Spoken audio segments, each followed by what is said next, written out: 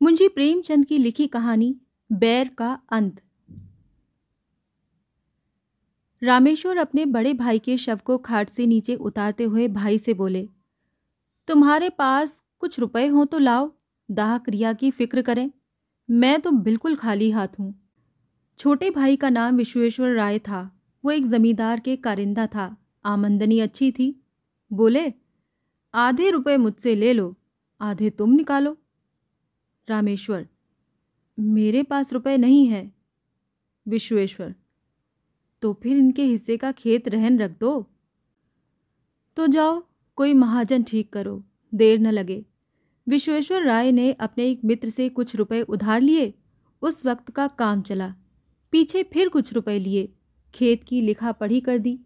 कुल 5 बीघे जमीन थी। 300 रुपए मिले। गांव के लोगों का अनुमान है कि क्रियाक्रम में मुश्किल से 100 रुपए उठे होंगे।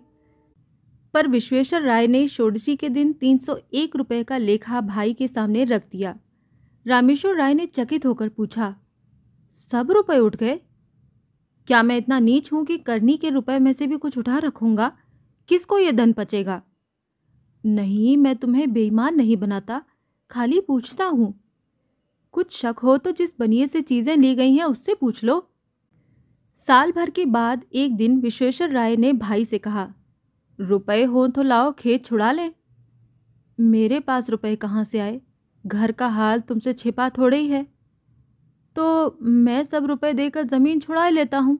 जब तुम्हारे पास रुपए हों, आधा देकर अपनी आधी ज़मीन मुझसे ले लेना। अच्छी बात है, छुड़ा लो। 30 साल गुजर गए। विश्वेश्वर राय ज़मीन को भोगते रहे। उसे खाद गोबर से खूब सजाया।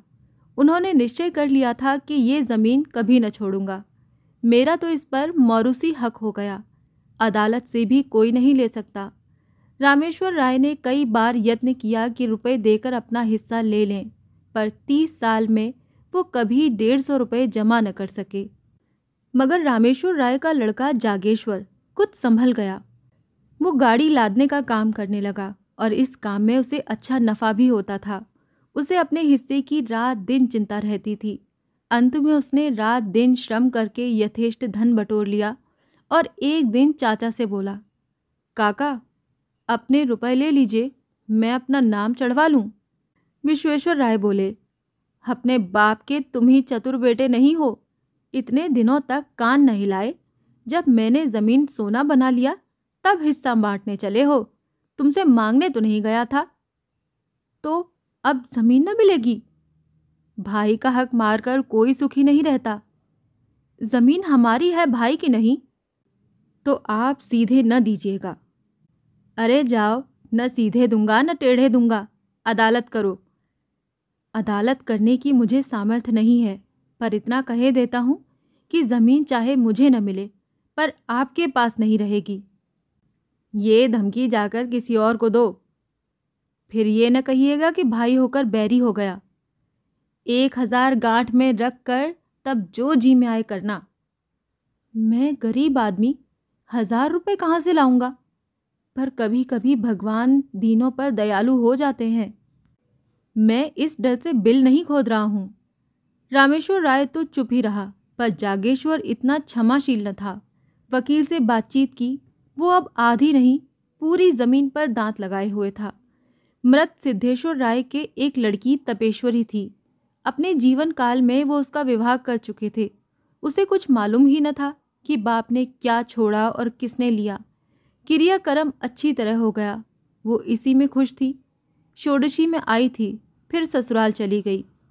30 वर्ष हो गए थे। न किसी ने बुलाया, न वो मैके आई। ससुराल की दशा भी अच्छी न थी। पति का देहांत हो चुका था। लड़के भी अल्प वेतन पर नौकर थे। जागेश्वर ने अपनी फूफी को उभारना शुरू किया। वो उसी को मुद्दई बनाना चाहता था। तपेश्वरी ने कहा, बेटा, मुझे भगवान ने जो दिया है उसी में मगन हूँ। मुझे जगह ज़मीन न चाहिए। मेरे पास अदालत करने को धन नहीं है। जागेश्वर, रुपए मैं लगाऊंगा, तुम खाली दावा कर दो। तपेश्वरी, भैया तुम्हें खड़ा कर किसी का काम न रखेंगे। जागेश्वर, ये नहीं देखा जाता कि वो जायदाद लेकर मज़े उड़ाएं और हम मुंह ताकें। मैं अदालत का खर्च दे दूंगा। इस जमीन के पीछे बिक जाऊंगा, पर उनका गला न छोड़ूंगा। तपेश्वरी, अगर जमीन मिल भी गई तो तुम अपने रुपयों के एवज में ले लोगे।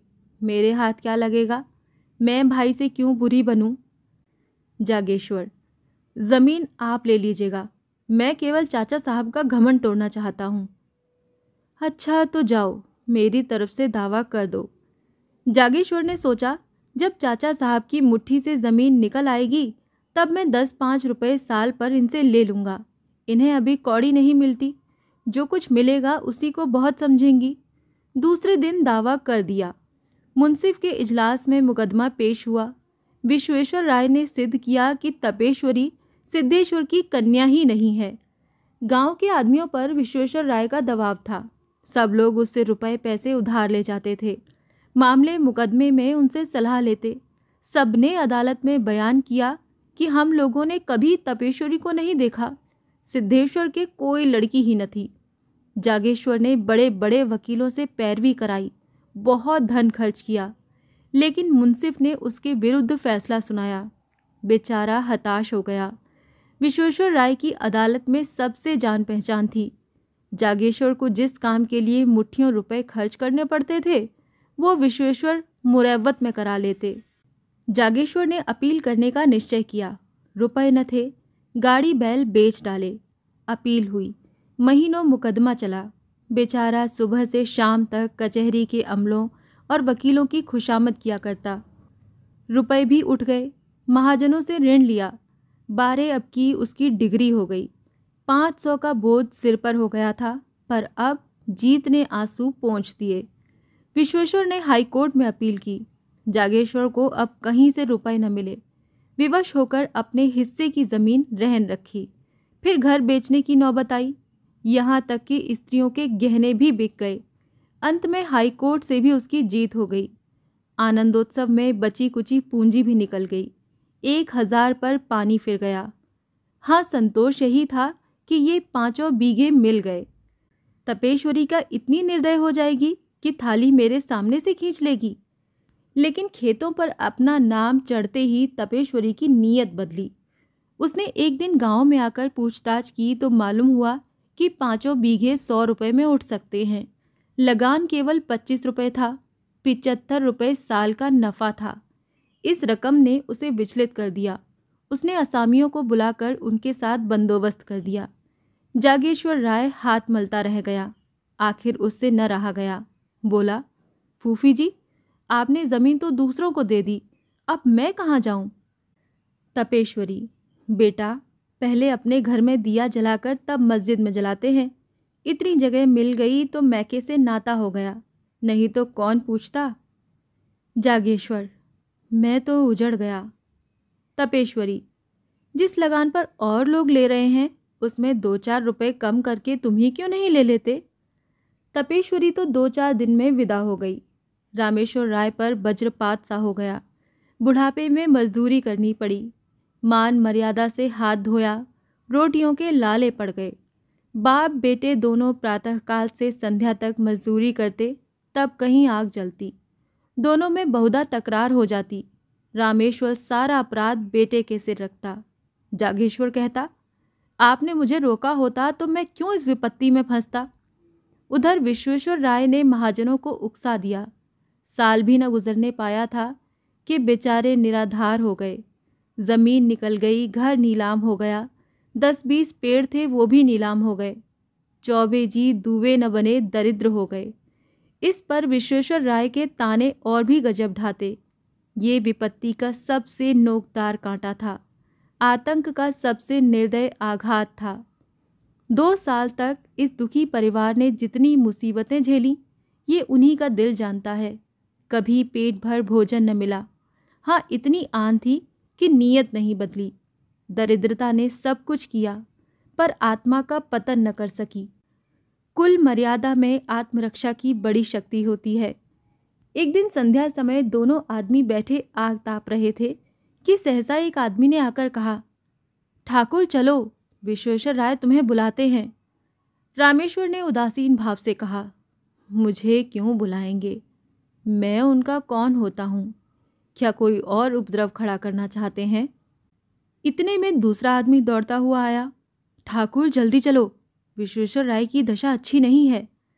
विश्वेश्वर राय को इधर कई दिनों से खांसी बुखार की शिकायत थी, लेकिन शत्रुओं के विषय में हमें किसी अनिष्ट की शंका नहीं होती। रामेश्वर और जागेश्वर कभी कुशल समाचार पूछने भी न गए। कहते, उन्हें क्या हुआ है? अमीरों को धन का रोग होता है। जब आराम करने को जी चाहा, पलंग पर लेट रहे, दूध में साबूदाना उबालकर मिश्री मिलाकर खाया और फिर उठ बैठे। विश्वेश्वर राय की दशा अच्छी नहीं है, ये सुनकर भी दोनों जगह से न हिले। रामेश्वर ने कहा, दशा को क्या हुआ है?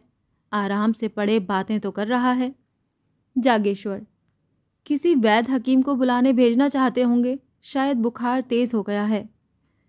यहाँ किसे इतनी फुर्सत है, सारा गांव तो उनका हेतु है, जिसे चाहे भेज दे। जागेश्वर, हर्ज ही क्या है, जरा जाकर सुनाऊं? जाकर थोड़े उपले बटोर लाओ, चूल्हा जले फिर जाना। ठकुर सुहाती करनी आती तो आज ये दशा न होती। जागेश्वर ने टोकरी उठाई और हार की तरफ चला कि इतने में विश्वेश्वर राय के घर से रोने की आवाज़ें आने लगीं। उसने टोकरी फेंक दी और दौड़ा हुआ चाचा के घर में जा पहुंचा। देखा तो लोग उन्हें चारपाई से नीचे उतार रहे थे। जागेश्वर को ऐसा जान पड़ा, मेरे मुंह में कालिख लगी हुई है। वो आंगन से दलान में चला आया और दीवार में मुंह छिपाकर रोने लगा। युवावस्था आवेशमय होती है, क्रोध से आग हो जाती है तो करुणा से पानी भी हो जाती है। विश्वेश्वर राय की 3 बेटियां थीं। उनके विवाह हो चुके थे। 3 पुत्र थे। वो अभी छोटे थे। सबसे बड़े की उम्र 10 वर्ष से अधिक न थी। माताजी जीवित थीं। खाने वाले तो 4 थे, कमाने वाला कोई न था। देहात में जिसके घर में दोनों जून चूल्हा जले, वो धनी समझा जाता है। उसके धन के अनुमान में भी अतियुक्ति से काम लिया जाता है। लोगों का विचार था कि विश्वेश्वर राय ने हजारों रुपए जमा कर लिए हैं, पर वहाँ वास्तव में कुछ न था। आमदनी पर सबकी निगाह रहती है, खर्च को कोई नहीं देखता। उन्होंने लड़कियों के विवाह खूब दिल खोल कर किए थे। भोजन वस्त्र में, मेहमानों और नातेदारों के आदर सत्कार में उनकी सारी आमदनी गायब हो जाती थी। अगर गांव में अपना रोब जमाने के लिए 200-400 रुपयों का लेन देन कर लिया था तो कई महाजनों का कर्ज भी था। यहाँ तक कि छोटी लड़की के विवाह में अपनी ज़मीन गिरों रख दी थी। साल भर तक तो विधवा ने ज्यों त्यों करके बच्चों का भरण पोषण किया, गहने बेचकर काम चलाती रही। पर जब ये आधार भी न रहा तब कष्ट होने लगा। निश्चय किया कि तीनों लड़कों को तीनों कन्याओं के पास भेज दूं। रही अपनी जान, उसकी क्या चिंता। तीसरे दिन भी पाव भर आटा मिल जाएगा तो दिन कट जाएंगे। लड़कियों ने पहले तो भाइयों को प्रेम से रखा, किंतु 3 महीने से ज़्यादा कोई न रख सकी। उनके घरवाले चिढ़ते थे और अनाथों को मारते थे। लाचार हो माता ने लड़कों को बुला लिया। छोटे छोटे लड़के दिन दिन भर भूखे रह जाते। किसी को कुछ खाते देखते तो घर में जाकर माँ से मांगते, फिर माँ से मांगना छोड़ दिया, खाने वाले ही के सामने जाकर खड़े हो जाते और क्षुधित नेत्रों से देखते। कोई तो मुट्ठी भर चबेना निकाल कर दे देता, पर प्राय लोग दुत्कार देते थे। जाड़ों के दिन थे। खेतों में मटर की फलियां लगी हुई थीं। एक दिन तीनों लड़के खेत में घुसकर मटर उखाड़ने लगे। किसान ने देख लिया। दयावान आदमी था। खुद एक बोझा मटर उखाड़कर विश्वेश्वर राय के घर लाया और ठकुराइन से बोला, काकी, लड़कों को डांट दो, किसी के खेत में ना जाया करें। जागेश्वर राय उसी समय अपने द्वार पर बैठा चिलम पी रहा था। किसान को मटर लाते देखा। तीनों बालक पिल्लों की भांति पीछे पीछे दौड़े चले आते थे। उसकी आंखें सजल हो गईं। घर में जाकर पिता से बोला, चाची के पास अब कुछ नहीं रहा, लड़के भूखों मर रहे हैं। रामेश्वर, तुम तिरिया चरित्र नहीं जानते, ये सब दिखावा है। जन्म भर की कमाई कहाँ उड़ गई? जागेश्वर, अपना काबू चलते हुए कोई लड़कों को भूखे नहीं मार सकता। अरे तुम क्या जानो, बड़ी चतुर औरत है। लोग हम ही को हंसते होंगे। हंसी की लाज है तो जाकर छां कर लो, खिलाओ पिलाओ, है दम। न भर पेट खाएंगे, आधे ही पेट सही, बदनामी तो न होगी। चाचा से लड़ाई थी। लड़कों ने हमारा क्या बिगाड़ा है? वो चुड़ैल तो अभी जीती है ना। जागेश्वर चला आया। उसके मन में कई बार ये बात आई थी कि चाची को कुछ सहायता दिया करूं, पर उनकी जली कटी बातों से डरता था। आज से उसने एक नया ढंग निकाला है। लड़कों को खेलते देखता तो बुला लेता, कुछ खाने को दे देता। मजदूरों को दोपहर की छुट्टी मिलती है, अब वो अवकाश के समय काम करके मजदूरी के पैसे कुछ ज़्यादा पा जाता। घर चलते समय खाने की कोई न कोई चीज़ लेता आता और अपने घर वालों की आंख बचाकर उन अनाथों को दे देता। धीरे धीरे लड़के उससे इतने हिलमिल गए कि उसे देखते ही भैया भैया कहकर दौड़ते, दिन भर उसकी राह देखा करते। पहले माता डरती थी कि कहीं मेरे लड़कों को बहलाकर ये महाशय पुरानी अदावत तो नहीं निकालना चाहते हैं। वो लड़कों को जागेश्वर के पास जाने और उससे कुछ लेकर खाने से रोकती, पर लड़के शत्रु और मित्र को बूढ़ों से ज़्यादा पहचानते हैं। लड़के माँ के मना करने की परवाह न करते, यहाँ तक कि शनै शनै माता को भी जागेश्वर की सहृदयता पर विश्वास आ गया। एक दिन रामेश्वर ने बेटे से कहा, तुम्हारे पास रुपए बढ़ गए हैं तो 4 पैसे जमा क्यों नहीं करते? लुटाते क्यों हो? जागेश्वर, मैं तो एक एक कौड़ी की किफ़ायत करता हूँ। जिन्हें अपना समझ रहे हो वो एक दिन तुम्हारे शत्रु होंगे। रामेश्वर बोले, जागेश्वर, आदमी का धर्म भी तो कोई चीज़ है। पुराने बैर पर एक परिवार की भेंट नहीं कर सकता। मेरा बिगड़ता ही क्या है? यही ना, रोज़ घंटे 2 घंटे और मेहनत करनी पड़ती है। रामेश्वर ने मुंह फेर लिया। जागेश्वर घर में गया तो उसकी स्त्री ने कहा, अपने मन की ही करते हो, चाहे कोई कितना ही समझाए। पहले घर में आदमी दिया जलाता है। जागेश्वर, लेकिन ये तो उचित नहीं कि अपने घर में दिए की जगह मोमबत्तियां जलाएं और मस्जिद को अंधेरा ही छोड़ दें। स्त्री, मैं तुम्हारे साथ क्या पड़ी, मानो कुएं में पड़ी। कौन सुख देते हो? गहने उतार लिए, अब सांस भी नहीं लेते। जागेश्वर, मुझे तुम्हारे गहनों से ज़्यादा भाइयों की जान ज़्यादा प्यारी है। स्त्री ने मुंह फेर लिया और बोली, बैरी की संतान कभी अपनी नहीं होती। जागेश्वर ने बाहर जाते हुए उत्तर दिया, बैर का अंत बैरी के जीवन के साथ हो जाता है। ये थी मुंशी प्रेमचंद की लिखी कहानी बैर का अंत।